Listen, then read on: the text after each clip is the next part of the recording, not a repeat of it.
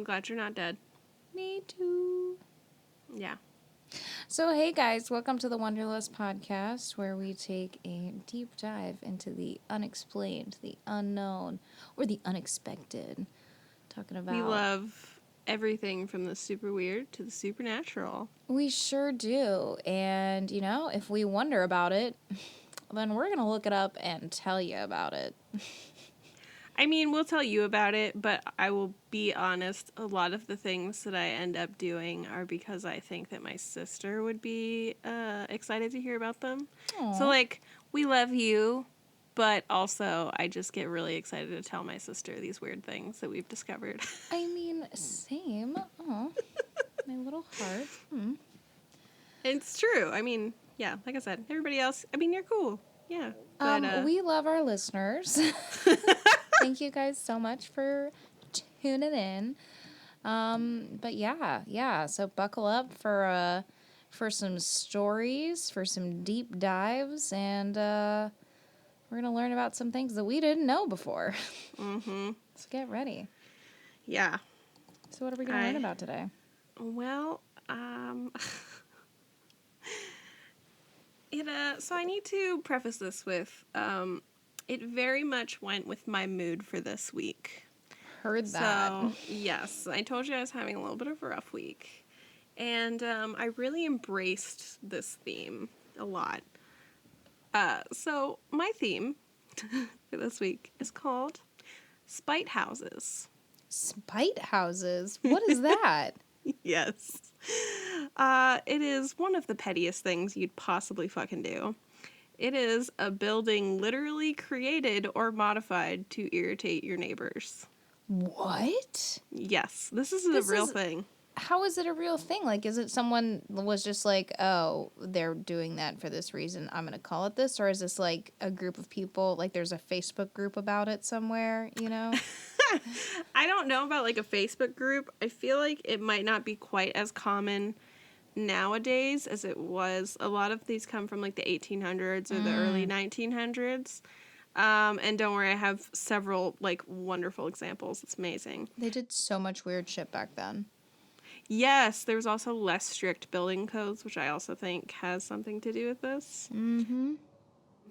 But yeah, they, generally speaking, these spite houses, which are built literally to piss somebody off, they can create obstructions by blocking light or view out of the windows or access to neighboring buildings, or just be a really obvious act of defiance. Which, okay, God. I know. So I remember when I was in Sarasota, I think we were like doing some boat ride or something. And there was, you know, there's a bunch of rich people over there. And we were driving, LOL, boating through like a bayou of some sort. And this mansion had a ginormous middle finger statue. What? In his backyard, facing the neighbor's backyard across the bayou. Are you serious? I am dead serious, and I remember whoever was doing this with us was like, yeah, they put that up because they were pissed off at those other neighbors, so that every time they had to walk out to use their pool or go to their boat, they had to see the giant middle finger. Yo, I did not know people were doing shit like that out there. Yes. Oh, man. And, yeah, like I said, after my slightly, frustrating past couple of days, I was really feeling the pettiness. It was really, giving me life. In Massachusetts alone, so Massachusetts is a small state, right? Home of the massholes, let me tell you. Yeah, for reals. Anyone who is ever tailgating me on the highway is from Massachusetts. I'm just saying, I don't think it's a coincidence. I would have to agree with you. Also, there are 4 spite houses alone in Massachusetts, which is a lot. I did a lot of research on spite houses, and there's, quite a few, but, 4 is, 20%. Okay, so there's 4 in Massachusetts. How many are there total? 20? Yeah, on the list that I had, there's about, 20 is what it looked like. I'm not going to talk about all 20 because some of them didn't have as interesting stories. So I'm going to talk about the ones that, like, I thought were the most interesting. Heard that. Wow. Were they all in Massachusetts? There are actually. So a lot of them are in the Northeast U.S. I got one in Wow, Massachusetts. you know, that is 100% not surprising to me.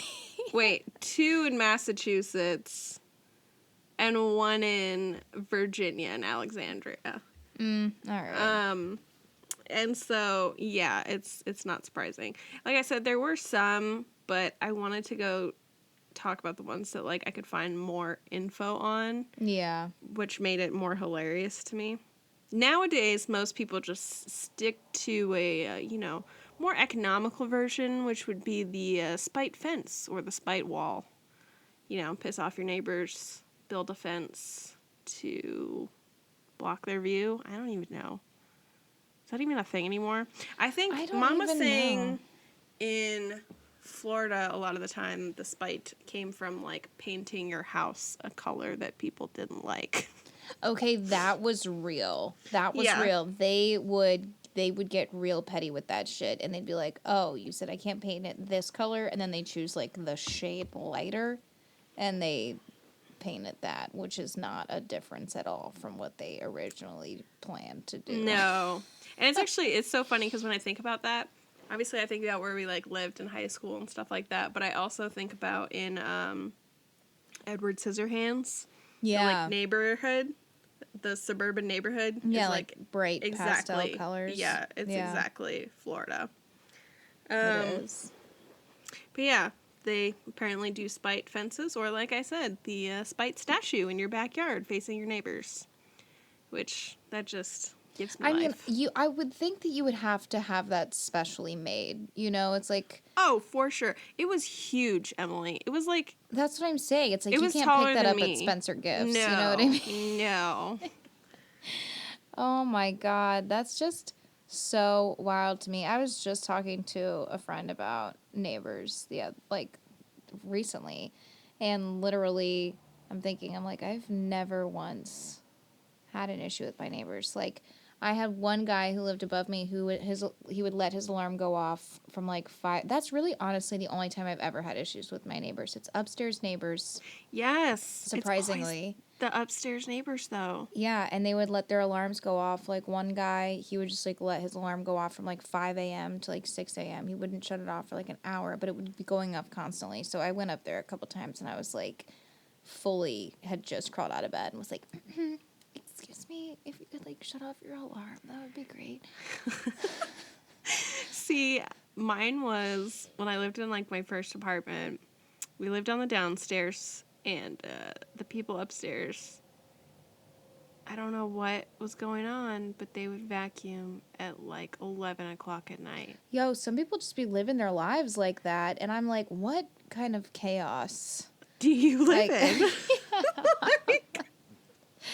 How can you? It's like, I don't 11 understand. o'clock on a Tuesday, and they're fucking vacuuming, and it would be, like, right above my bedroom, and I'm like, can you fucking not? Yeah, dude, the people Like, who lived please, above me in my God. last apartment would, like, argue or, like, play pool, or, like, they were doing something loud and rambunctious up there, and I would go up there, and, like, one dude would answer the door, and I was like, I don't know what the fuck is going on. Like, maybe you're playing video games. I have no idea what's going on up here, but it sounds like something crazy. It, like, shook the whole house. Yeah. Or apartment or whatever. Yeah. Man. So I get how you could be driven to that point, I guess, is my point. Like, they can be really annoying. I had another one in a different apartment who would have an alarm go off that was his iPhone on the floor, and that shit sounded like it was in my skull, because it was an old-ass house. So it sounded like it was, like, right there. Ugh. But I never built a fence or, like, got a statue for it, you know? See, so when I moved into this first apartment, and, very first time getting, like, decorating stuff or whatever, and I had bought these, like, bamboo sticks, and I put them in a vase, and put them, like, by the TV or something. Let me tell you, those fuckers have come in handy so much. It's not even my style anymore, but your girl saved them. They have become sticks to hit the ceiling with those upstairs neighbors initially. Yeah. Then they were used to close or open the AC vents that were too high for me to reach. Ah, so and handy. now they also open like cabinets that are high, like the ones like above like the refrigerator and stuff. Oh my gosh, brilliant. Yeah. I'm like I said, they're not even really my style, but I found a lot of really good uses for them, so I'm not gonna get rid of them. Oh, another one was using them for balance while practicing roller skating. Yeah. So, Wow. So like secretly all those weird things that they sell on like Wayfair or what have you to decorate your apartment with, there's actually some secret purpose for all of them. I mean, yes, I think so. Or I mean, I guess I could just be a very creative person, which I also think is accurate, but I think that is also accurate, very resourceful, and just seeing the multiple purposes that one object can provide. I mean, hello, the creator of pipe cleaner people. So neighbors and spite things, spite houses, spite walls, spite windows, spite doors. I feel like a lot of people be driving around with spite windows. You know where they have that like picture where it's like a bumper sticker, but it's a giant vinyl thing that they put on the window, a little applique, and it looks like somebody's applique. It looks like somebody's sitting in the back seat. Oh yeah. See a lot of people driving Donald Trump around, and I'm just like, no.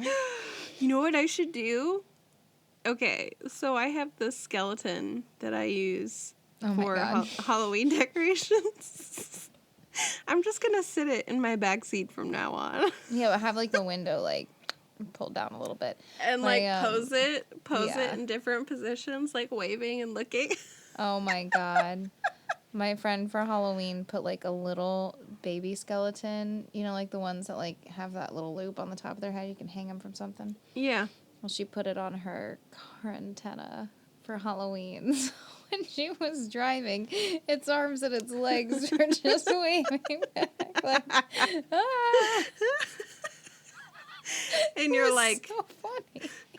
You're like, same dude. I feel that. Oh my god. I feel that in my soul. It's like I saw it when I was driving and I was dying laughing at it, and then I pulled up next to it and I was like, oh shit, that's your car. That's so funny. Oh my god. No, we have the skeleton, and I had it up for Halloween. I dressed it up as the meme with the skeleton and the fairy wings, where they're like, when you're dead inside, but you want to make people happy. Oh, right. Yeah. So I had that set up like that, even like hanging from my porch and stuff. Mm-hmm. But then like throughout the year, sometimes Evie and I will like just move it around the house. So right now it's laying in Evie's room. Nice. I'm gonna figure out something. She loves it. Okay. She is my weird child. It's fine. She is. But yeah, I think that's going to be my new thing. I think I'm going to put it in my back seat and let it sit next to Evie, and we can get a kick out of that. I think that would be fun. I think it would be fun for both of you and for other people on the road. And for other people on the road. Just another reason for people to think that I'm super weird. It's fine.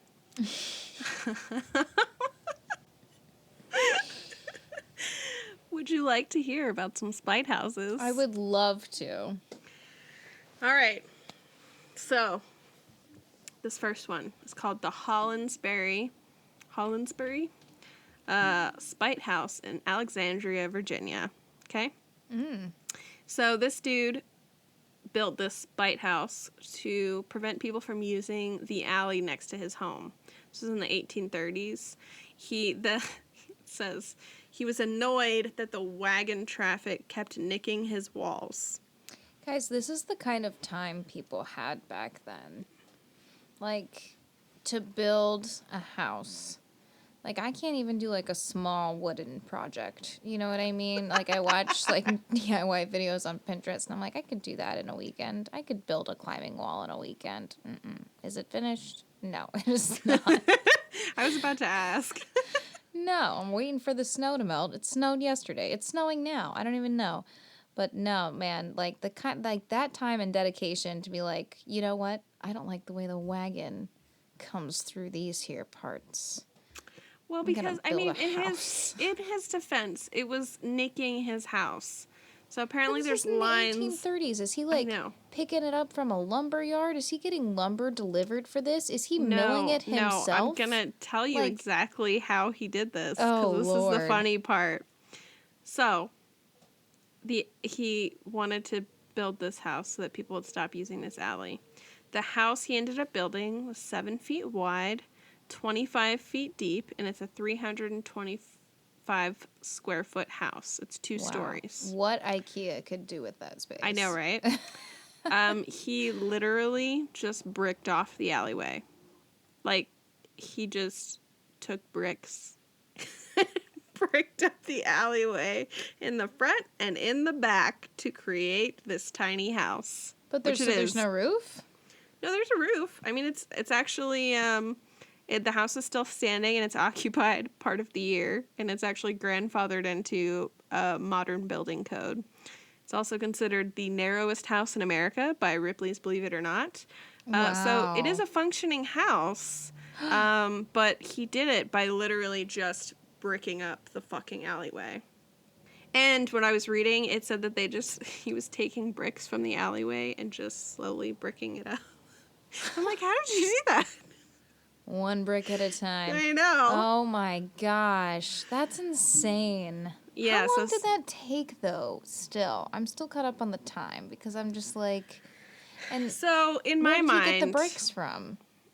they said he was taking them from the alley. I'm like, how do you just take bricks from the alley? Like, So he's just got like cement or like I don't know. whatever the hell that they used back then, and he's chipping bricks away from the existing alley to then put them together. Is he collecting them all at once? Is he doing this one I by don't one? know. Because it seems like a ridiculous process. It is a ridiculous process, and I could not believe that they were like, yeah, he just bricked off the alleyway and used the bricks that were from the alley to do that. And I'm like, what?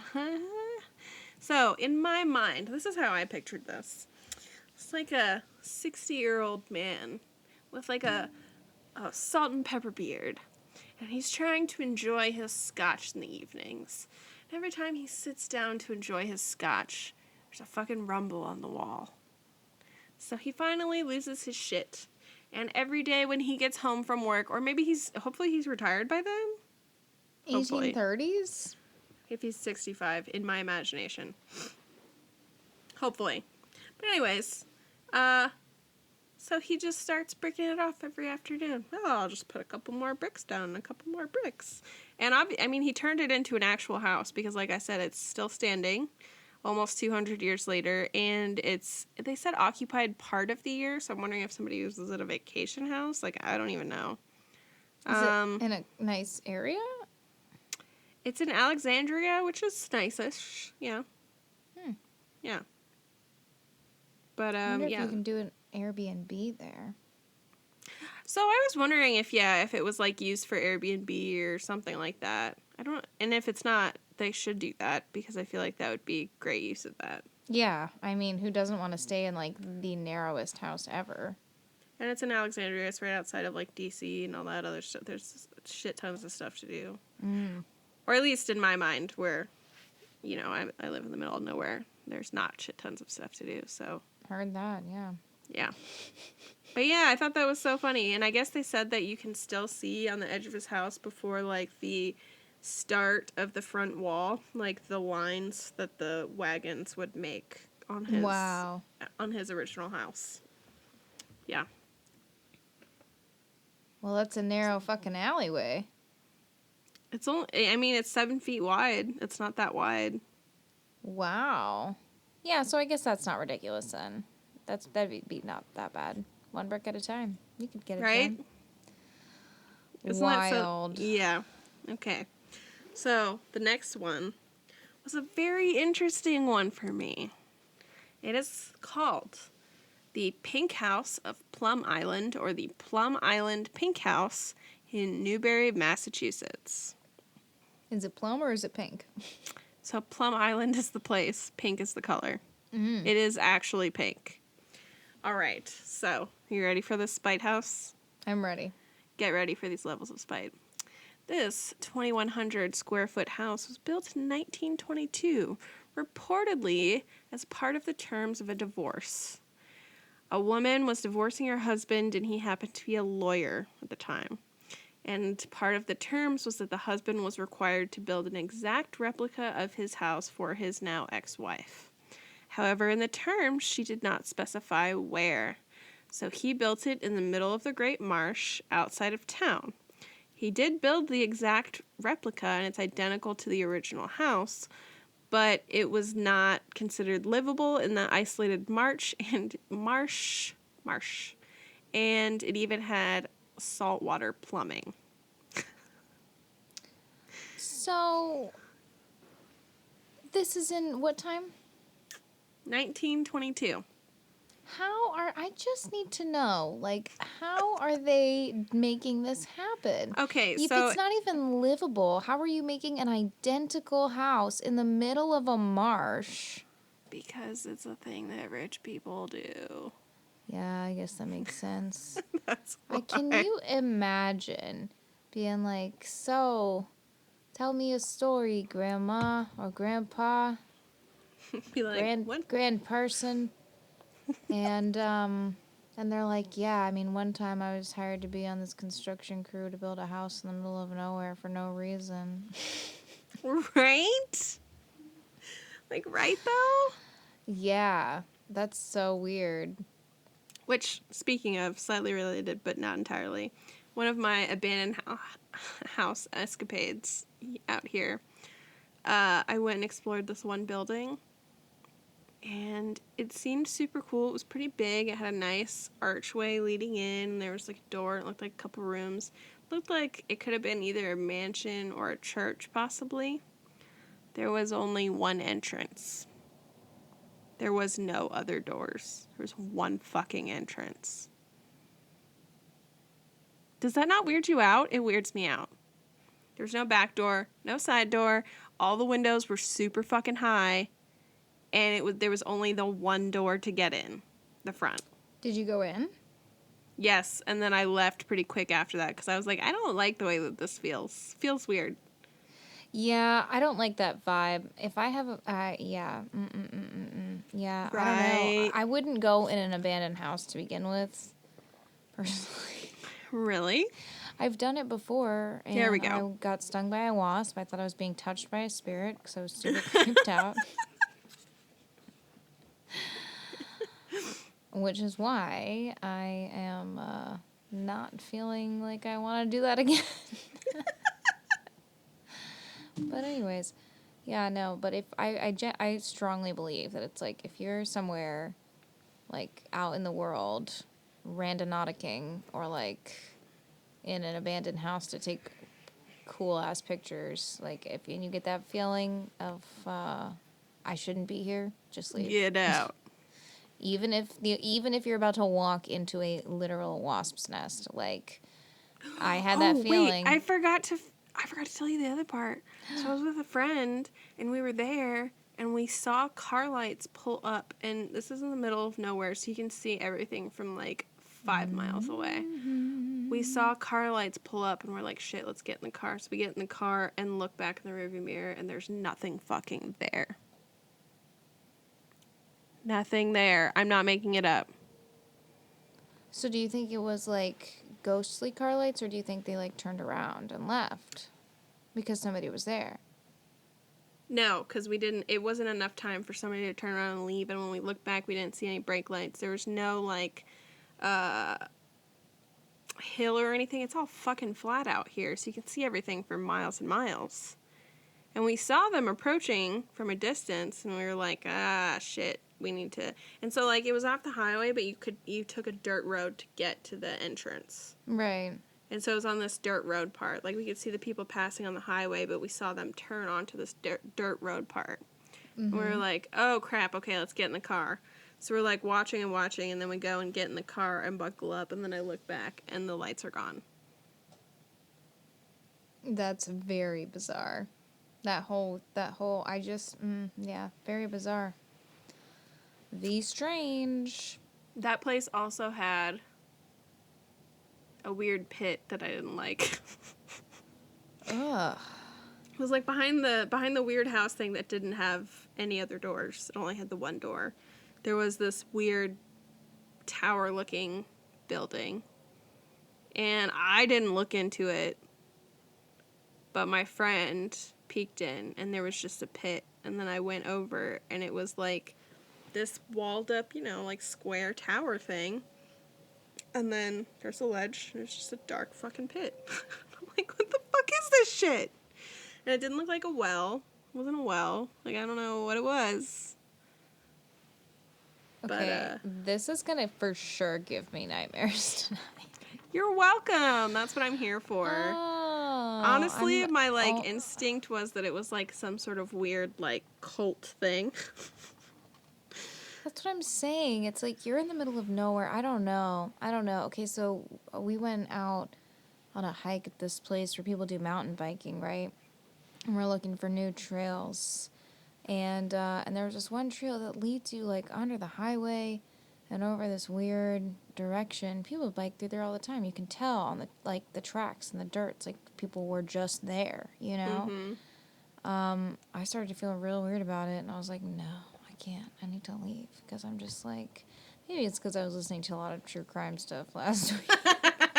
And I'm like, I will be taken and slaughtered somewhere in this vicinity. I can feel Or it. trapped in a bunker. Yeah. Oh my God, did I tell you? No. What? What else is there to add to the horror of that fucking story? First day, new job. No. What? Up here, people got basements. Ugh. They got upstairs, they got downstairs, and you gotta, go around this whole maze underneath restaurants to, get to their shit. Mostly dry storage. So I'm going downstairs into the basement, and then it's like, you turn and you go down this hallway, and then the ceiling comes down, so the room is shorter, and then there's, a hole, and you have to step down into that room, and there's 2 ways to access that room. You can tell. And then you die? No, you can tell, you can go down another set of stairs and you walk into that room and it's a normal room. So it's you can tell they weren't originally the same or supposed to be together, and they kind of just made it happen. Uh-huh. But yeah, I was literally I just read a lot about a hole in a basement that you have to step down into, and And you get trapped in for years? And you're telling me this is where I need to go. Whew. All right. This is the first time if I've ever been here. I don't know how many people I told I was coming here. Did I send that last text to Mom? I didn't tell Sarah I loved her. Told her to water my plant, but I didn't say that I'd be going into a basement. Oh, man. Yeah. No, oh man. That's I went to go, don't get mad at me. I went to go pick up, actually, it was picking up these screens that I'm now using for my super high-tech recording tent, right? Mm-hmm. So I go and I pick up these screens, and I had told Mom I was going to go pick them up, but not anybody local, right? Right. And it's an hour and a half away. And I go and I pick them up, and I pull into this guy's house.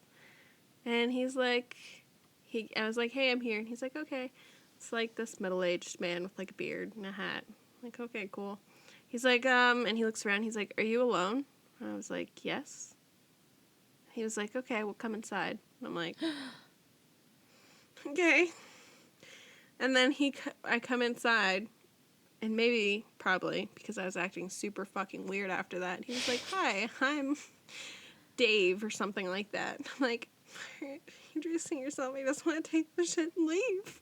I know, right? And then he was like, okay, well, here they are. Do you like them? I was like, yeah. He's like, all right, I'll take it back to your car. And I was like, thank fucking God. But when I'm walking in, He was like, oh, I'm Dave. And I'm like, oh, nice to meet you. And I realized afterward because I was just like, oh my God. And I was like, I don't have my knife. I don't have my phone even. I left it in the fucking car. Like, nobody knows where I am. And then he's like, oh yeah, they're through here as I'm walking further into the house. And then he was like, I hope you don't mind dogs. And I was like, this is my nightmare. This is how I'm going to die. You know, it's so sad that that's like how it be sometimes, you know? I It's swear like, to God, like, not he just asked- the anxiety, but it's like that's a real thing that can happen to people. That's a real thing that can happen to people. well, Sorry. and then I was like, too, I was like, why the fuck didn't I lie and say that my husband was at the gas station or something? Like, why was I like, yes, I'm alone? Like, as soon as those words came out of my mouth, I was like, ugh, what did I do? we were raised as very honest people, and sometimes we just cannot help but give It's all so of the bad. true information right away. First instinct is to tell the It's just truth. first instinct just to give it all up. It's terrible.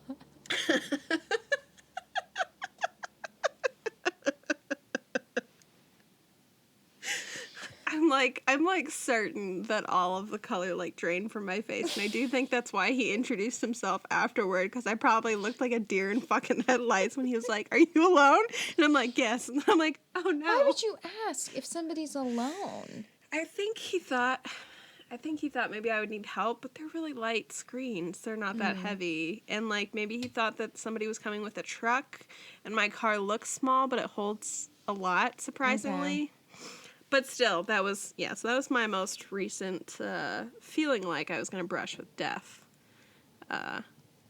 Yeah, it's not Yeah. a good feeling. God, No, are it's you not. alone? I would have been like,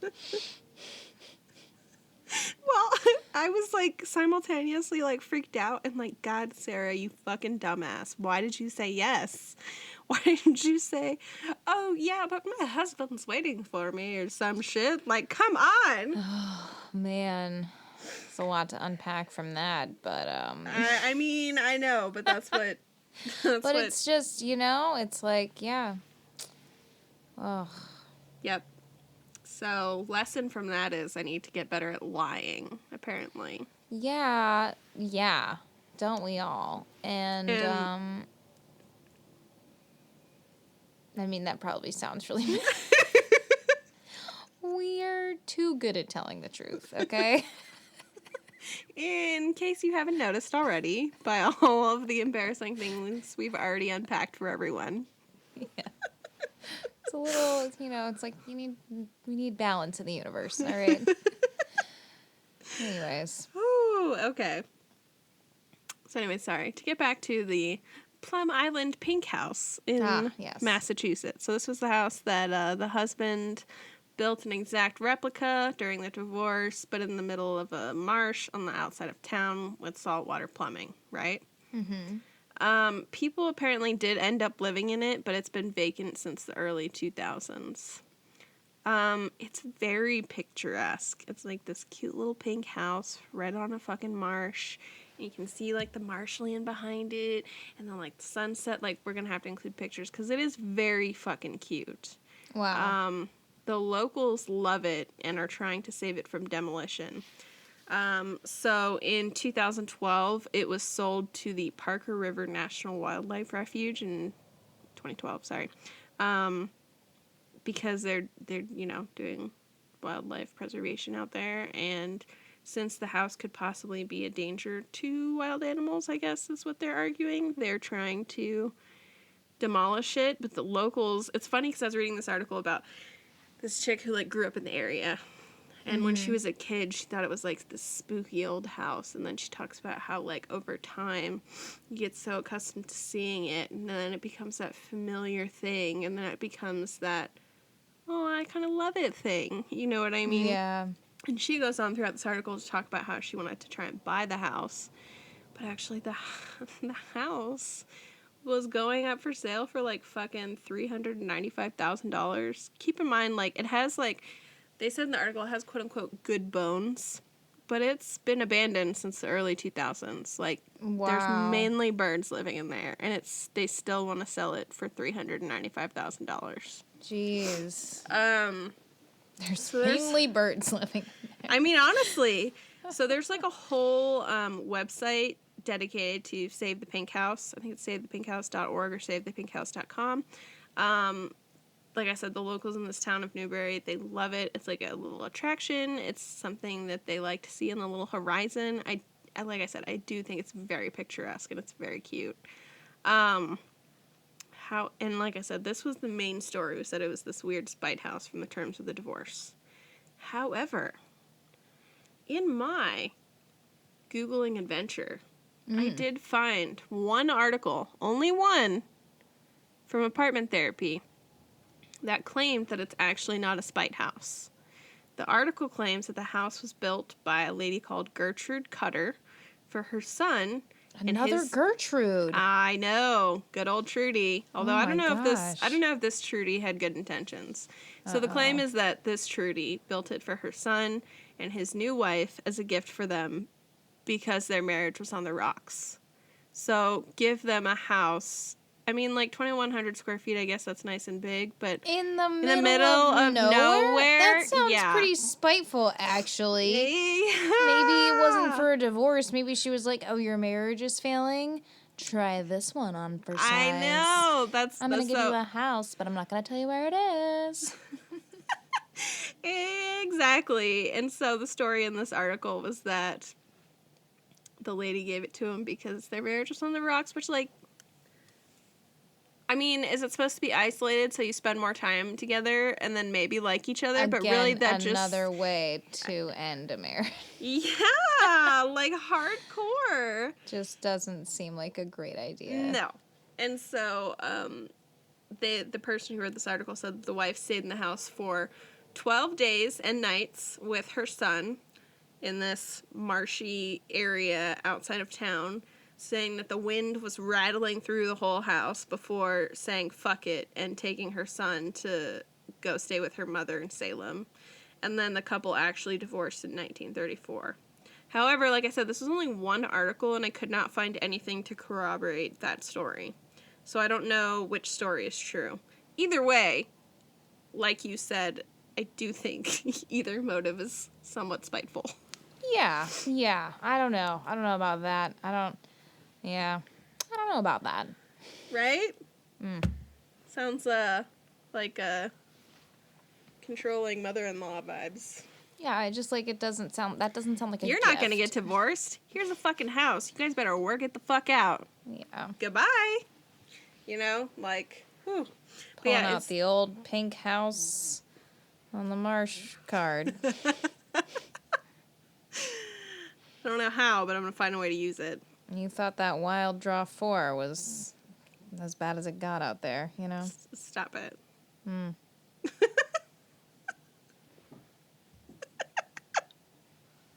What are you doing with your shifty eyes over there? Yeah.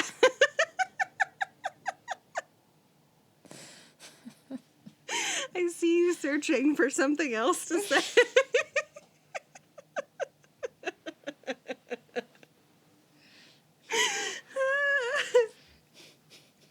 Go us. Anyway.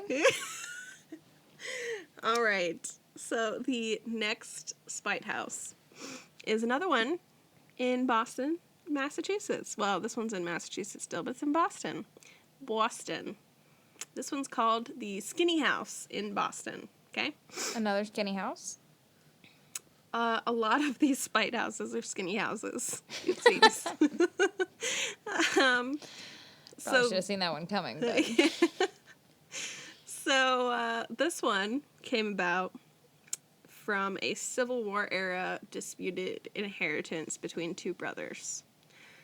So, you know, these two brothers inherited some land, and apparently, while one brother was off serving in the military, the other brother built a home that reportedly took up way more than his fair share of the land, and left the first brother, who's off serving in the war, with very little land left and not enough land to build a house, quote unquote.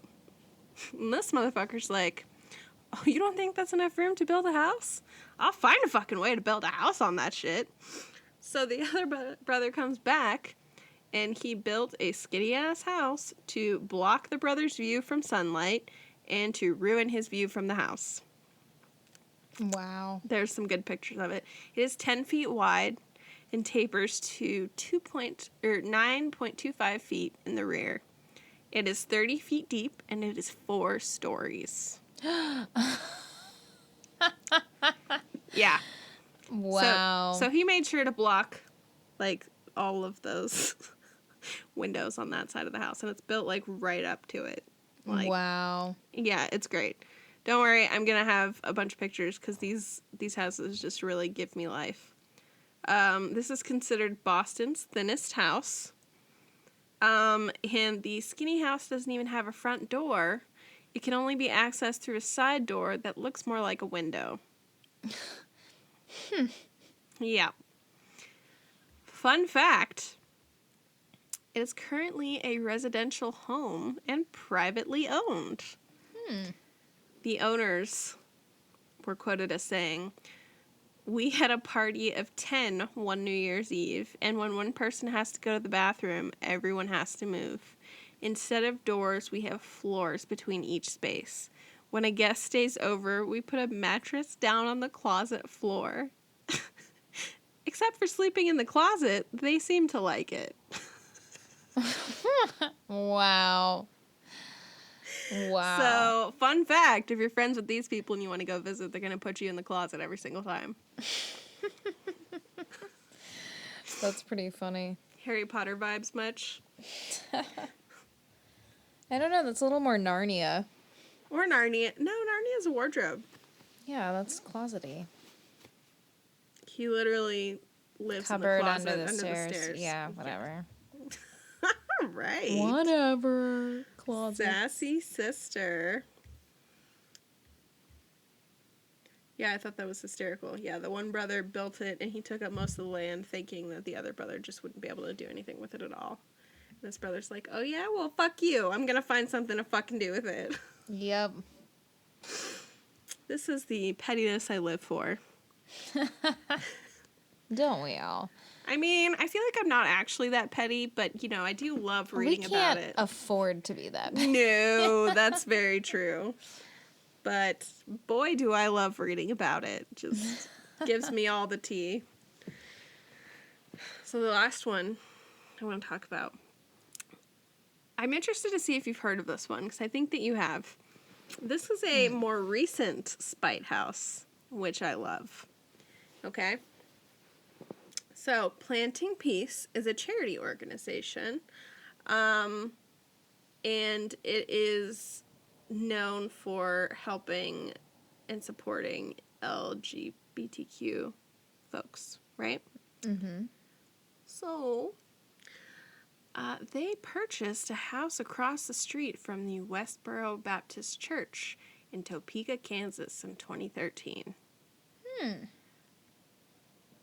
For those of you who don't know, the Westboro Baptist Church is a hate group well known for its anti-LGBTQ picketing and protesting and generally just being fucking terrible to everyone.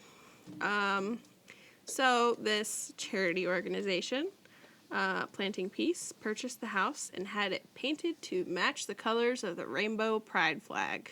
Nice. Directly across the street from the Westboro Baptist Church. And it did attract worldwide attention and media coverage in 2013. I do remember actually seeing stuff about it. Yeah, I was going to say, I do remember hearing about this. Yeah.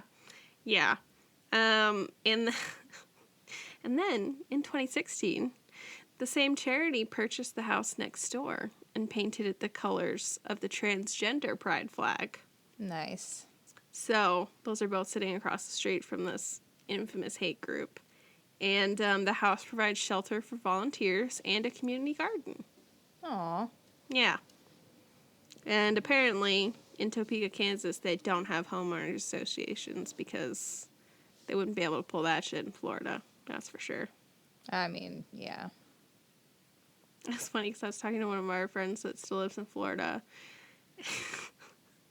And he was telling me about how he's becoming friends with the older neighbor, and she spills all the tea on one of the other neighbors, and she thinks one of them is like blatantly flouting the homeowners association rules. She's annoyed that they like put up a back porch, I think, but not because they put up the porch, but because they have automatic lights that shine directly into her bedroom window. Yeah. And then I guess they were talking, and she was claiming that they put up the porch so quick. She's like, there's no way that could be under permits. Like, I'm going to have to do something. Florida is serious about their HOAs, guys. It is no joke. I mean, it really isn't. But anyway, so yeah, that's my topic on spite houses. Nice. There's more spite houses, but these were the most fun stories that I could find. And yeah, I was just really living for the spite and the pettiness. That's just, a level of pettiness that I never knew really existed. So I'm glad that now I know about it. Now, I don't have to wonder anymore. I'm like, wow. I still think that one in the middle of the marsh is like ridiculous. So yeah, with the pink house, it just gets me because like, it's a pretty big house, 2,100 square feet. And it was, I think it's like a American square something layout. So it has a very specific layout. Everybody talks about how it has really nice bones and like, it's a nice house. It's just in the middle of the Great Marsh in Massachusetts. So, Interesting. there's that. Yeah. So someday I aspire to that level of pettiness of which I cannot afford currently. Yeah, right? It's like I want to be able to afford to retire and to be petty about it. Those are some really good life goals right there. Right. I'm going to be able to afford to retire and also be petty if I want to be. Yeah. It's like it's nice to have the option. What else am I going to do with that free time, Yeah. I mean, steal bricks from the alleyway and make like a weird small house. It's fine. That's my point, yeah. How can you do that if you're not in retirement? I just don't understand. I still I need like diary, I need like journal entries from those days. I need to know. I want to know. You know what kills me though is that I can't believe that people still live in these places. Like aside from the plum pink house, the skinny house in Boston and the other Boston house. No, and the Alexandria house. They're all still occupied.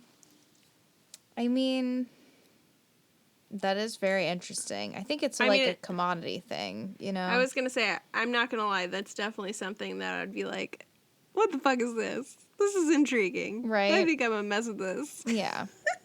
Exactly. It's like a tiny house that you can't fucking move. Essentially. Yeah.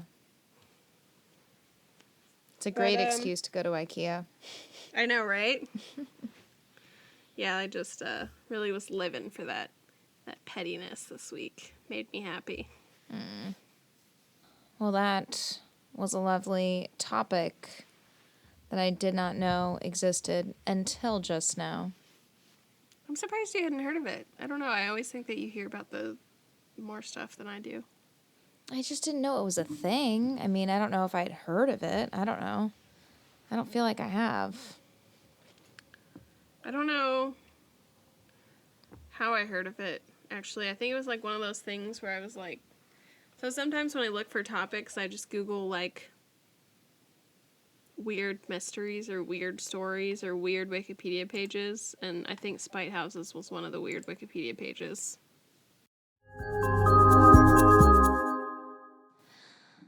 Some say it's claimed to be the most dangerous stretch of running water on Earth. Some say it's nothing but a spittling stream. Oh. All I know is it's called the Strid.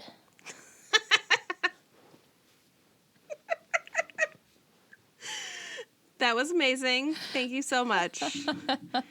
Please tell me that was just for me and no one else. Of course. Okay, good. And for everyone else. No!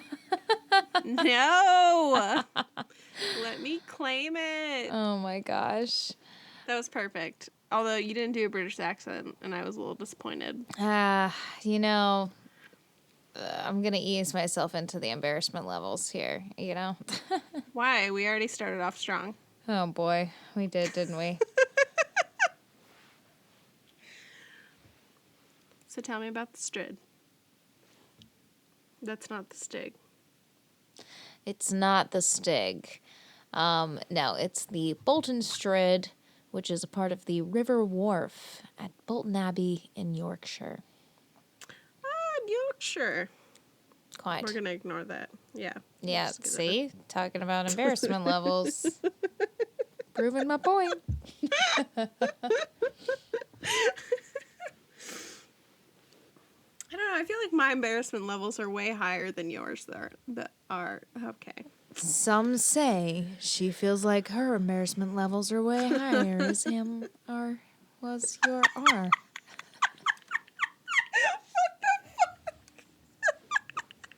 Is that not what you... Never mind. I don't know. All right. So I'm sure you're all wondering, why is the Strid claimed to be the most dangerous stretch of wanting water on Earth? Well, that is because on the surface of the Strid, it looks like an innocent, idyllic stream.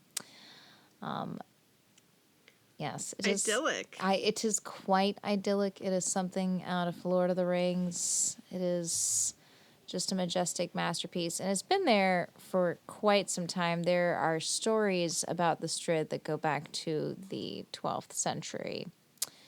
So it is a well-known throughout history for being, I don't even know what the right word is. Like, charming? Like, too charming. Like, painfully charming. Like, so cute it'll kill you, you know?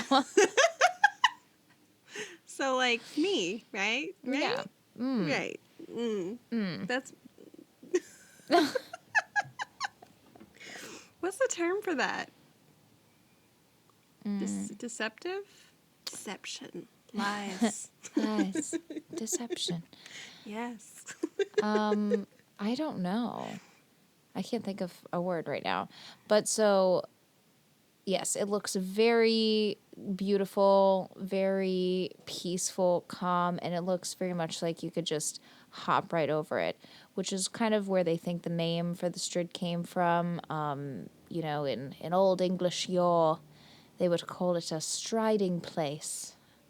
And So why not call it the Stride? Or so Strider? it's like the stride. It's like a place where you could take a little stride right across, and that's what it looks like. It looks like you can just hop from one rock to the other. But the rocks that form around the Strid and that look like its banks are actually overhangs.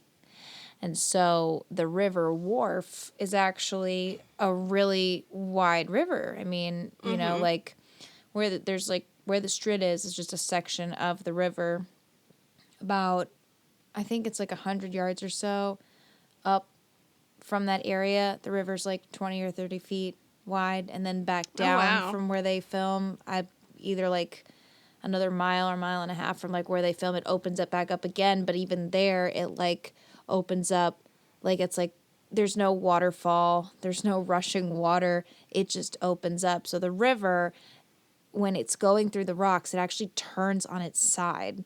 So it's flowing vertically.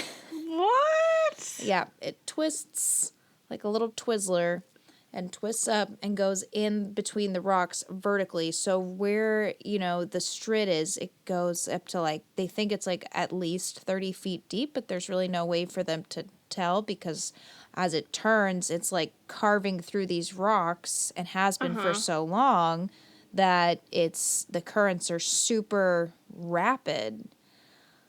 And it just so like... but it doesn't look like it on the top. No, because it's so deep that it's just flowing super deep underneath, and everything that you think you're walking on, you're like, oh, well, this is a part of the rocky wall and the bank. But it's actually the river's underneath it, and it's just like, how like rivers look like a little U with a top, and then you turn on its side and it's like a little diamond shape, so it's So kind when of you're like talking about, bulbous, and then I has was this gonna, overhang of rock that's not. so kind of like rat teeth for the rocks. Yeah, no, it does kind of look like a freaky little mouth. Ooh. Yeah, so it looks very calm. It just looks like this black water just swirling around.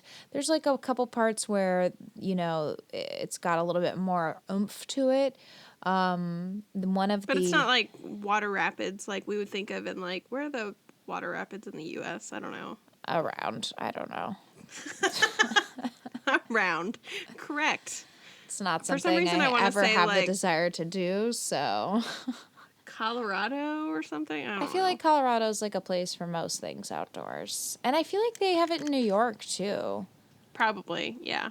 So it's not like that. Like the water isn't super like intense or frothy or anything. No, it's not. It's like when I'll put I'll put the video up and the picture up of like when it's like super calm and like whoa, freaky. And in the summer, when it gets really low and dry, it definitely looks way more calm, but like the rocks are still like covered in moss.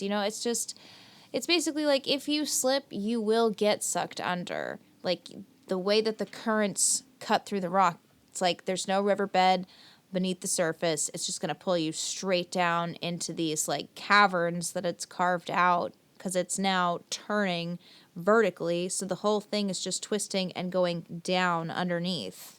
All of that current is happening beneath the surface. Yuck. Yeah. So it's like what? You said like 3 to 6 feet across in this one area? It's like it could be as much as like a few inches across. It looks like you could just sit, like you could just go up and sit on a rock and stick your feet in. But if you go like a couple inches below the surface, you can get sucked in and just slide right off the rock. And like people, I don't know. It's like people who have disappeared there have like never been seen again, or if they have, like because of the massive pressure of the rocks and the water underneath it,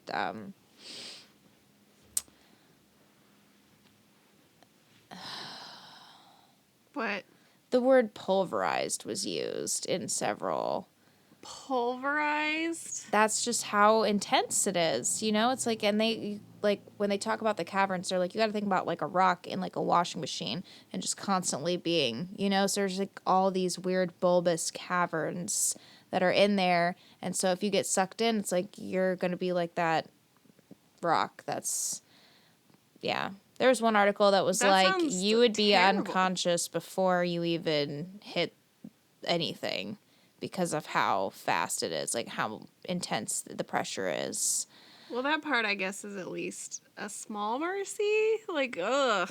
Yeah. And now, because I can't stop picturing it with the rat teeth mouth, like the rocks, I'm just picturing, like, a giant rat gargling you in its mouth until you're dead. It's not so much rat like but it definitely is like, it's weird. It makes me think of like a Venus flytrap or something, where it's like something that you want to land on and it wants to eat you, and it's very rose red. I don't know. Wait, what do you mean rose red? Isn't that the house that eats people? I don't know. I don't know either. Oh. Anyways, so yeah, so that the rocks that form around it are just its overhangs.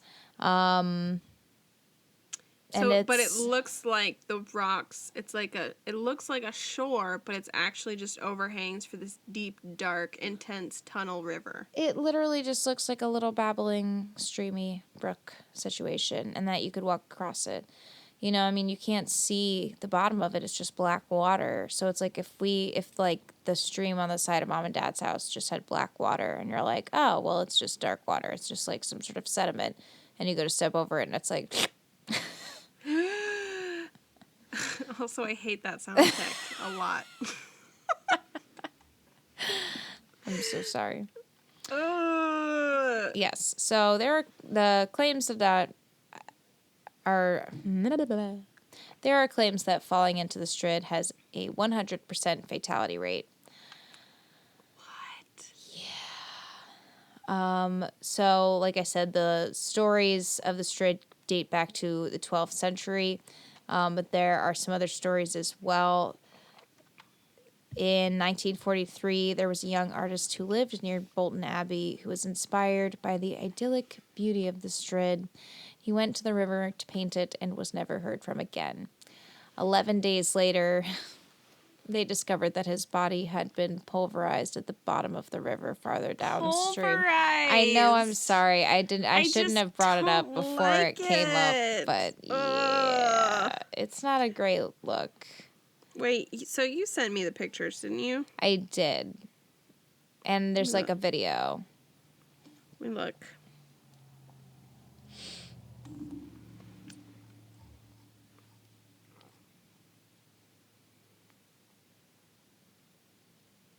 Oh my god. Right?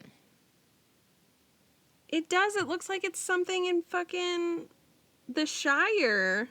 Yeah, it looks like And the water is super calm. it's like Gandalf's about to come walking through there with his little white horse, you know? That's terrifying. And it Yeah. does. There's so many rocks, it looks like that it can't be that deep. Yeah, There's not even foam on the top. I know. Ugh. Yeah. So I watched a lot of YouTube videos about this, and How did you even hear about this? I literally randomly saw this in an article years ago at this point and have used this as a conversation. I've used this in conversation and been like, oh, haven't you heard about the little river in England that looks like it's like a little stream and it's sucked people underneath the earth? And there's stories that go back at least to the 14th century, I think. This is like things that I would say to people in conversation. And then I was like, you know what? I read this random article probably at like 2 or 3 in the morning when I couldn't sleep. And this is the information I retained from it. And maybe I should look into it. And I looked into everything that I possibly could about the area. I found this really cute YouTube video by this guy named Bob Morgan.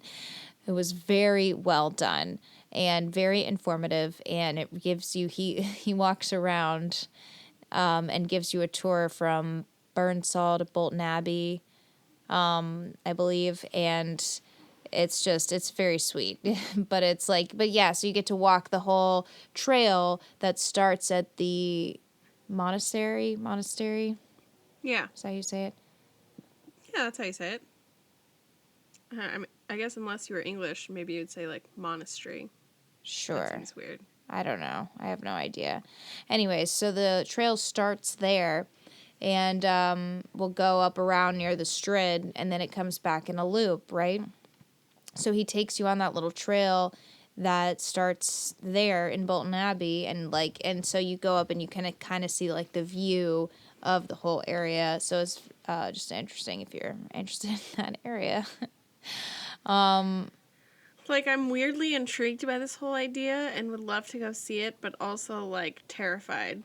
Yeah, it was really interesting because it's like people wanted to, I watched a lot of videos of people like covering it and they're all like, oh, don't want to get too close. And I was like, no, you don't. Like, don't die making this video. It's not worth it. Bob had a safe distance, so I was proud of him for that.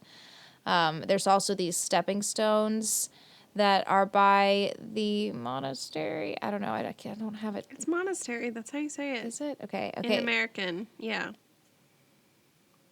Yes, monastery. Okay. So anyways, there were these stepping stones by the monastery. And Bob is like, yeah, some people cross on these stepping stones, but I'm going to take the footbridge. No, thank you. And this is like, when the river is still regular river, it's just before the Strid. And I found out after watching this video where there's like footage of this like couple, doing the stepping stones and then a footage of like a couple other people doing the stepping stones after that. And I found, accounts later that a couple people almost died on those stepping stones and like almost Yeah. drowned. And I was like, that's not even the scariest part of the river, and people are already dying out here. And you guys still have stepping stones right out front. And oh, And by the there's way, also a footbridge. there's also a footbridge. And oh, by the way, the monastery in Bolton Abbey, which they're like, it's actually a priory, but they call it a monastery. Okay. The What's the reason difference? why, I don't know. Okay. Catholicism, I don't know. But the reason it was founded was because of that story in the 12th century, which is the story of William de Romilly from 1154. And it's the oldest known report of the Strid, and it's when he attempted to leap across the Strid when he was on a solo hunting trip. He missed his mark and was swept under, never to be seen again. And How do they know that he tried to leap across and missed his mark and then drowned if he was on a solo trip? his dog was a talking dog. That's how dogs were back then. It was like Donkey from Shrek. Yeah. Yeah, okay. Yeah, I don't know. That's a great question. But the legend goes that his mother was so grieved by the loss of her son that she donated the surrounding land to a community of Augustinian monks so that they could pray, that they would pray for her son's soul. Yeah. Can you imagine, by the way, that being your only job? Hey, some rich lady's going to give us a bunch of land and housing. All you have to do is just make sure to pray for her son constantly. Yeah, I mean, it's like, I don't think that would be their only job. They still had to build it and, like, make it happen and all that. But yes. But we can pretend. We can pretend that was their only job, and it's an interesting one. But, like, that's what founded Bolton Abbey, is because of this story about this boy, This dude, young man dying, and then, like 100 years later, this guy named William Wordsworth preserved the young boy's story in his beloved poem, The Force of Prayer. Wait, the poem is called The Force of Prayer? The poem is called The Force of Prayer. Would you like to hear a portion of the poem? Yes, of course. Okay, here we go. Just imagine a lute playing in the background, like Shakespeare style. Plinkety plonk. Yeah, I was going to say, what does a lute sound like? I'll send you some lute loops. I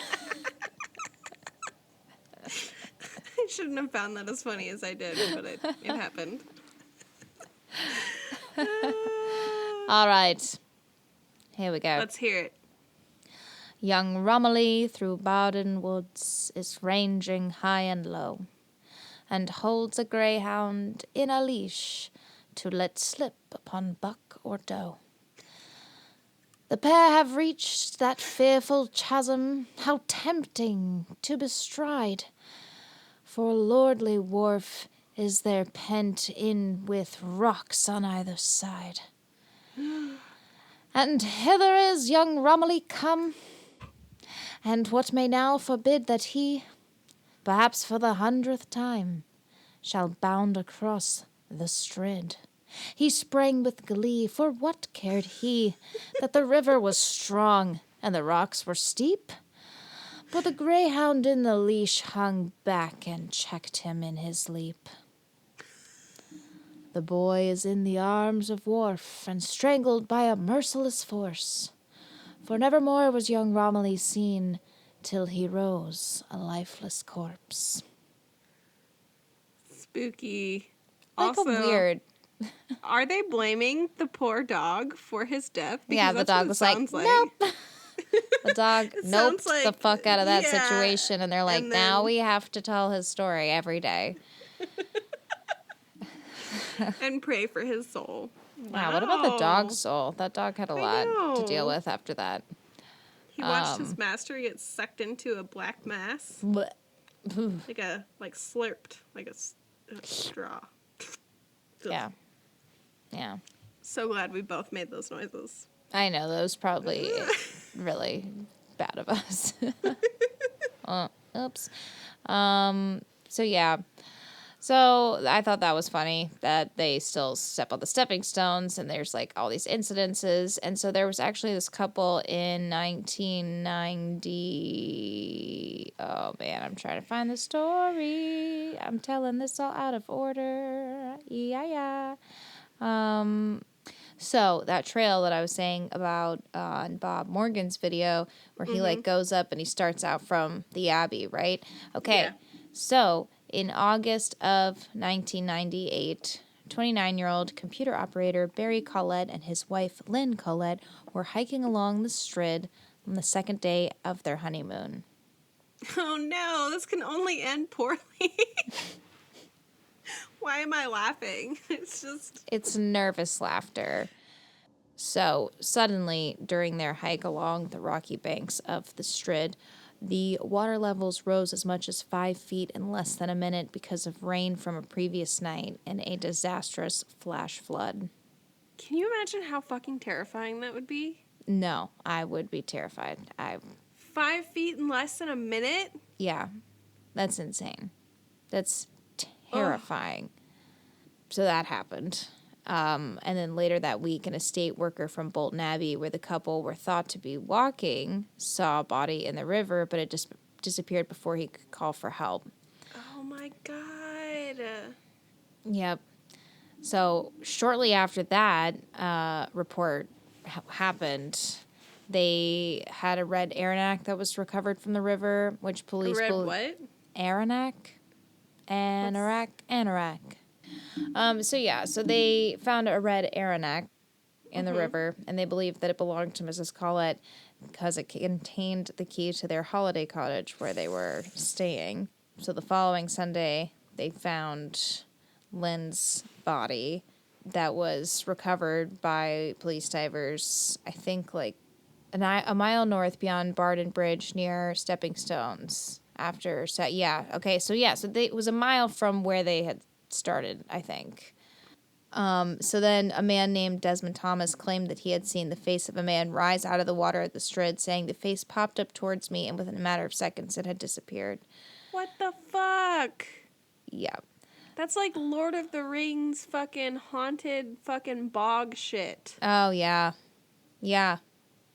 I mean, like, it's sad. And I know very that there's- sad. Yeah. I know that it's sad, and also there's like a realistic explanation because, you know, they passed away in the river. But can you imagine coming across that? I No. would feel like I was fucking hallucinating. Yeah, no. I thought that was particularly terrifying. Yeah. But unfortunately, Barry wasn't found until over a month later in mid-October of that year, 10 miles downstream. 10? The couple had been married for 9 days. No. It's just the worst story. I love how you like try and like sneak that in the last second. Like say it very quickly. Maybe if I say it super fast and at the end she won't fucking notice. Probably a better way for me to have told that story, but that's the story, and it was just so it's like another reason of like watching all the videos to kind of see what it was like. And so actually there was video that I watched from Hayes Outdoors where it had just rained. So the water was higher. So when you watch it, it actually is like rushing behind him, and it's like scary. And he does like free swimming and stuff like that, like out in the wilderness. And he was like, "Don't do this." He's like, "I'm not even gonna stick my GoPro in this. I'm standing all the way over here. Like, don't do it." He wasn't even gonna stick his GoPro in? No, he like says there's like a reason why, but he was like, yeah, I feel like I'm just gonna lose it. I think it was because the water was so high. He didn't expect the water to be that high. I don't know. Go and watch it. It's a good video. He has got a lot of good videos actually. He's pretty funny, but yeah, that one was interesting. And then there was another one from Sans Shoelaces who had a video of like I'm sorry, is that a name? Yeah, that's their YouTube name. Oh, YouTube name, not a real name. Okay, got it. Sorry. Yeah.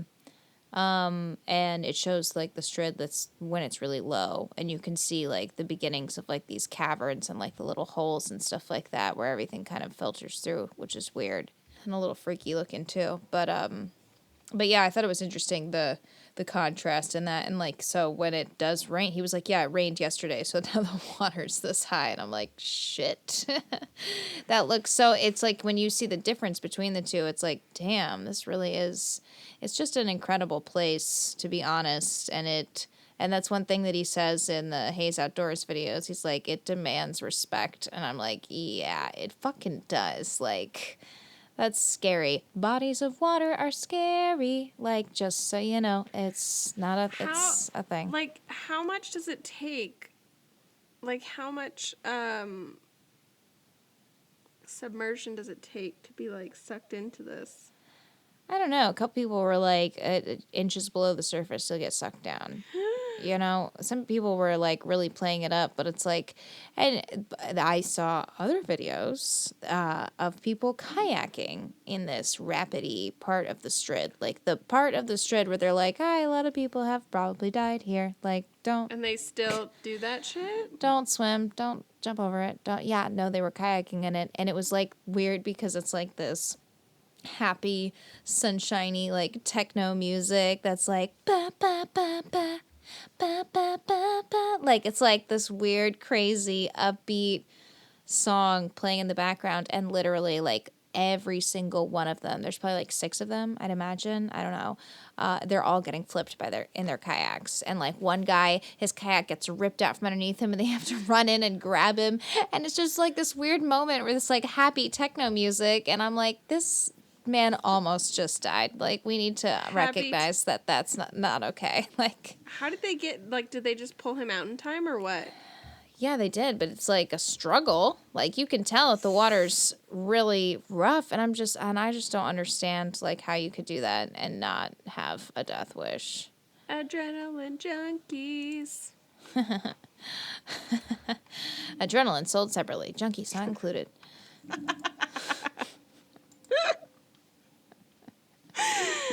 That was both amazing and terrible. Good job. Yep. I'm like, that's what I bring to the table. Amazingness and terribleness? Is that what you're saying? Terrible, but great. I'm sorry, I just pictured his face while he was saying it. I can't help it. That's a good one. Oh, man. Yeah. That sounds terrifying. Oh, Like, yeah. Like, I want to go there to see it, but, like, also not. I also want to go there to see it. Also, there's like these little tiny baby plastic signs that are like about. What do you mean, baby? They're like you see the size of this postcard versus my face? It's about the same size as my face.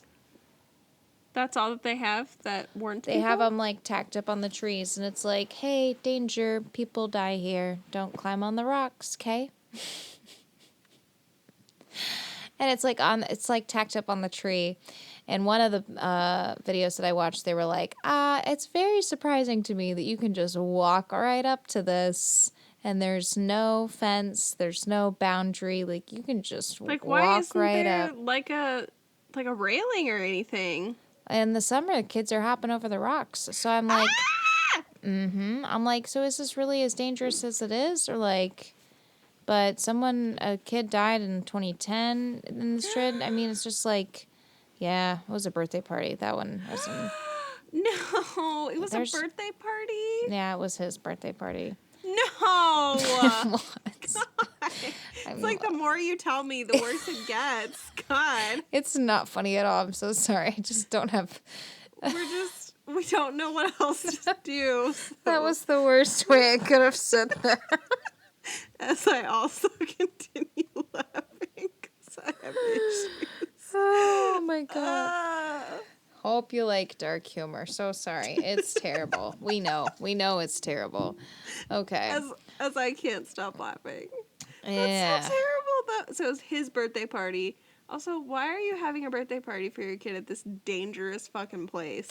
I don't know. I think just some people just don't think that it's that dangerous. I think some people are like, yeah, it's, my Uncle Timmy swam in the Strid, but it's like maybe swim in the wharf. Like you can swim in the wharf. I don't But not know. in that crazy vacuum. I just wouldn't chance it. I wouldn't try it. I'm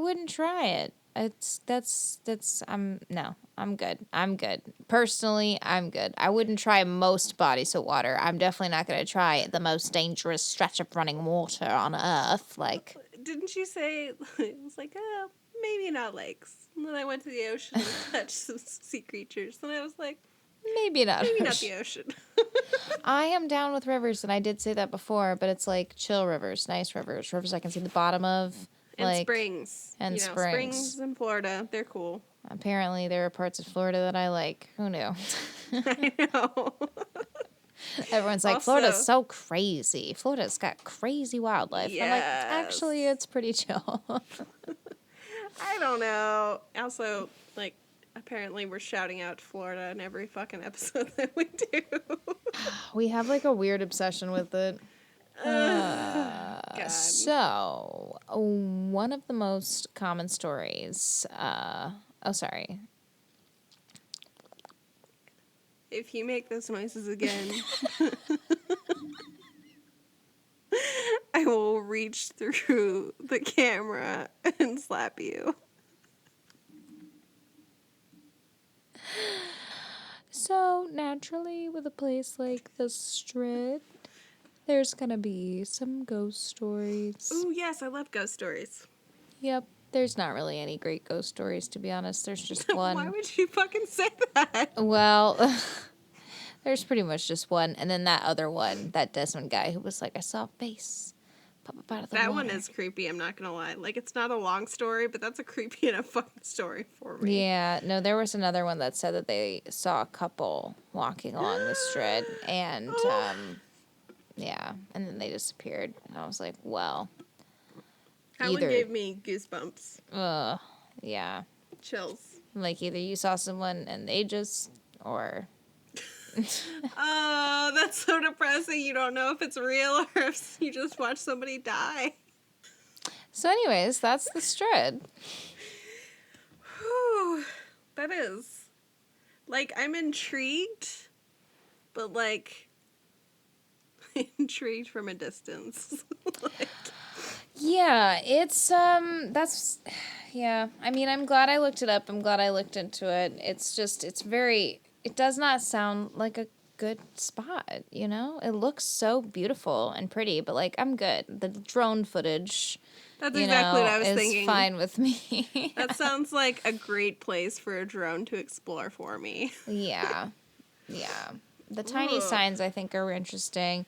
It, like I said, it's very beautiful, and it has been the same for such a long time, which I think is really cool too. But yeah, man, maybe not bodies of water, but I'm gonna continue to do podcasts about them to tell you what is the fear of water, what is the fear of the ocean. There's like a fear of like being of things like submerged. Oh, my phone's dead.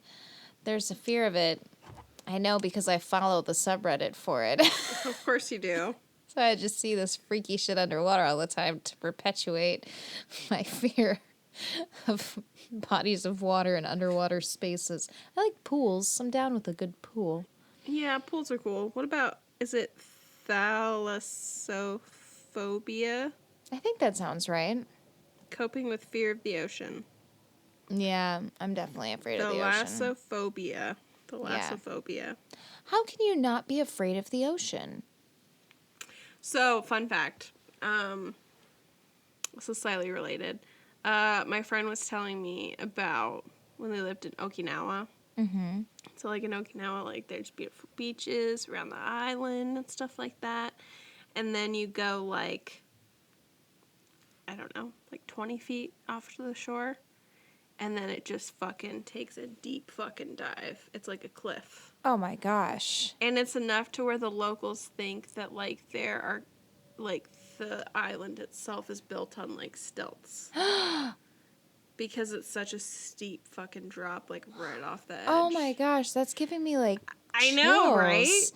And, like, you can see, and I looked up, like, pictures from the air, and you can see how it's, like, shallow, shallow, shallow, and then fucking deep. Like, deep-ass shit. Like, no. That's too scary. I don't Is like it all around the island? Does it surround the whole island? I think most of the island. Like I said, it's enough to where the natives think that like there's a urban legend that there's the island's on stilts and the US uses caves to store like weaponry and stuff like that underneath the island. What? Yeah. Ugh. Oh my god, I'll have to send you pictures. I'm like getting chills just like looking at it. It's just like boop a doop a doop island and then shoom. Ooh, I don't like that. Yeah. Yeah, I don't like that at all. Yeah. Yeah, man, the ocean is just so crazy big. And like, you know that part of Finding Nemo? Where they're supposed to go through the deep trench? No, God, there are Oh. so many parts of that movie, I actually. know. That movie is terrifying for some. No, Actual nightmare fuel. when he goes up to the surface and he's like screaming out for Nemo and the waves and the way that like the water looks, I'm just like, that is enough for me. And that is just the surface. Like, No. that is already terrifying. Just this endless mass of water. Just an endless mass. And then there are spots where that are totally still sometimes. What? I don't even know. Because you know, that, what I just said was actually because of an I Shouldn't Be Alive story where half of them died in a shark attack because, like, all of a sudden the water was still, there was no wind, there was, like, no current. They were just, like, chilling, and sharks came and got them, and two of them, like, succumbed to, like, dehydration and then were then drank the salt water. I think I know what you're talking about. Yeah, they hallucinated and jumped into the water and didn't survive. That was the story that they told. And now, honestly, I don't know what switch flipped in me watching Ghost Hunters and Ghost Nation. And now I'm like super skeptical about everything because now I'm like, that's a very convenient, and maybe it's all this true crime. I know. Okay, so I know I listened to like a couple podcasts recently, but like I have been watching a crap. With your head. I've been watching a crap ton of it on Netflix lately because now we have internet. So I'm like, I'm going to watch everything Netflix suggests to me. Yeah. And that is a terrible idea because it's all true crime crap. And I mean, it's very interesting, but it does make me think twice about things where I'm like, what if they're just lying? Like, okay, wait, hold on. So I just was looking at the Okinawa Trough. oh my gosh. So a large section is more than 3,000 feet deep with a maximum depth of 8,900 feet deep off of Okinawa. Like, hi, that's terrifying. Oh, weird Look, maps. and the shelf dates back at least 300 million years. The Okinawa Trough is perhaps 10 million years old. So the island itself is because of a volcano. But I think because of that, like, it literally is, like, just the tip, and then the ocean is, like, boom, like, right next to it. Do you know what I mean? Yeah. Anyways, so yeah. This week on Bodies of Water. They're all terrifying. Talk about a niche podcast. Imagine if I had like a Thalassophobia podcast where every week I talked about a new body of water. Scary How weird it stories. is. Yeah. This week on terrifying bodies of water and why you should avoid all of them. Yep. You could even do like super crazy ones where it's like, can't even trust the body of water in your house. Here's a story about how somebody drowned in their tub. Oh my gosh, yeah. Oh my gosh. You're welcome. Ugh. I don't know what it is, man. It's just, it is a scary place out there. It's a scary world out there. It's a big, wide world. Well, that's cool. I'm going to have amazing dreams tonight. Thank you so much. Getting eaten up by some rocks. Getting swallowed up by some Yeah. river. Just like slurped on down and then pulverized. Makes me think of like when you say pulverized, it makes me think of like the river is like a mouth, like literally chewing you up and then spitting you out. Yeah, that's what it makes me think of too. And that's Okay. why I'm like, I'm good. You just like dribble out in the creek 10 miles down. Apparently, one of the like quote unquote ghost stories is like whenever the river claims a life, a white spectral horse would rise from the churning waters of the river as the body is dragged down. Yikes. Don't love that. I don't love it either. I actually hate it. I mean, it looks cool in my head, but it's not a cute look. That's like that can stay in Lord of the Rings. That doesn't need to be a part of real life. Like, we don't need to add that. Yeah. Just leave it in the movie magic world, you know? Yeah, and there's another variation of that says that steed is ridden by the queen of the fairies, as it should be. So Galadriel on a horse. All shall love me in despair. And despair. That's exactly what that is. I just can't imagine like coming across like a creek that looks so tiny and just like dying from it. Can you imagine? Oh, this is so pretty and calm and lovely, and then whoop. Yeah, no. That's why it's very important to know the bodies of water that you are going to go swimming in before you go swimming in them. Like, not everything is a safe little swimming hole, or like, I'm just saying, educate yourself about it. And also, if you can. The wide world is scary, and yeah, everything is terrifying. You know, and sometimes we can just appreciate things from afar. That's what drones are for now, right? Right? Yeah. I mean, like, I feel like it sounds like we're like, don't go outside. We love the outside, by the way. Yeah. We go outside a lot. But, we do. You know, maybe not lakes or rivers. Or oceans. Or like highways or... But, yeah, so it's past our bedtimes. But we really hope that you enjoyed these stories with us. Yeah, thanks for hanging out and listening with us. As we wander off into the ether, into the night. Our little Google adventures. I was trying to think of. It was once referred to as a Google hole. I forgot about that. Yep. Our Google holes. Yuck. And I said that. Come dive into the pit inside our abandoned tower. No, stop it. All of that's terrible. So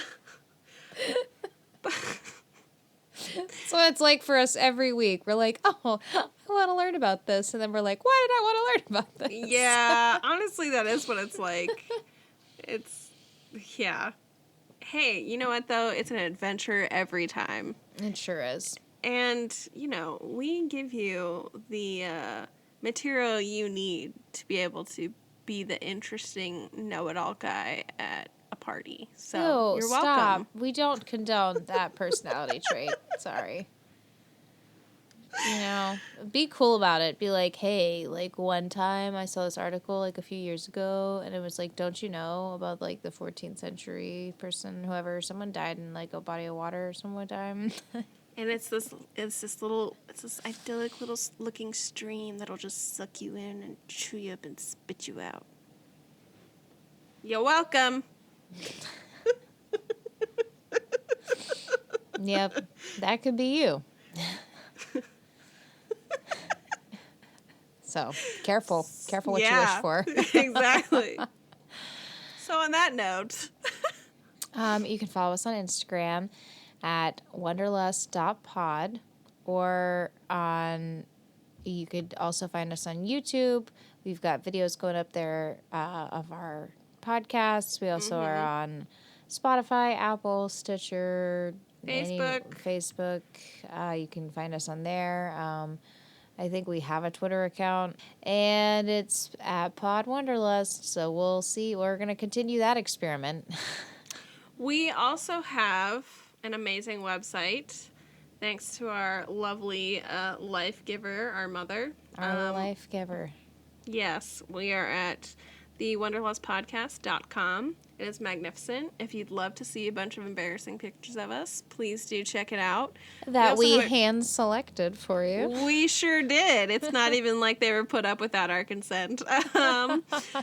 And there's also like a contact form. We really want to hear from you guys. We'd love to have some suggestions. We've gotten a couple already, and, keep it up. We really love it.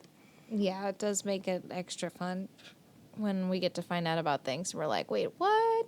Yes. Yes. And it's not just something that we wondered about like randomly like 12 years ago. And now we're like, I guess I'll look it up now. Yeah. And it's very interesting. Like, I don't know. I already know my mind is weird. So it's, I'm like already on my weird track of mine. But it's fun when other people throw stuff to me. And I'm like, oh, yes. I should look that up. Yes. Let us all learn and grow together. On this wonderful, weird journey. Quite. Down the Google hole. Ew. You brought it up again. Well, I did. I don't even have anything. It's like, yeah. You said it, though, so. So, and it's like that quote of, like, you miss 100% of the shots that you don't take. Yep. Yeah. We're really good at this today. All right, guys. You guys have a wonderful night, and we'll catch you next time. We will catch you next time